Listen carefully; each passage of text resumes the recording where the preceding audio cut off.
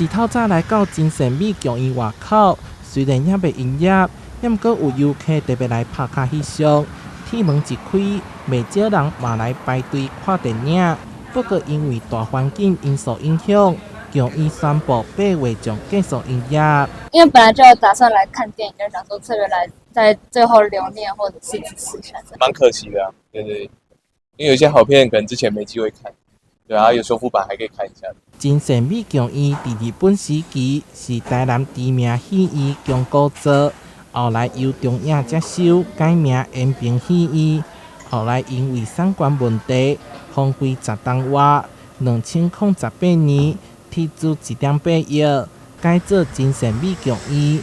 除了商业电影，更特别是会选艺文电影播放，成为全台少有的艺术电影院。台南真善美戏院在还没有成立之前呢，大部分就是每一年只能靠就是台南的国宾戏院，它每一年1年1度的光芒影展。那如今呢，他们就是要歇业了要停业了。这对台南市民还有就是喜欢这一类型的一些影片的观众来讲，它是一大损失。我相信老板会有最好的安排。这个我们也觉得不胜唏嘘，但是我希望事情是不是还有转圜的余地？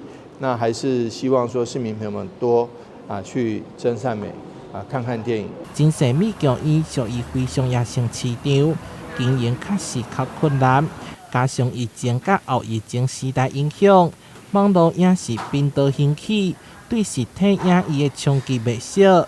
台南市府表示，未来会持续努力扶持影视产业链，同时希望市民会当多多捧场，互戏院会当继续行落去。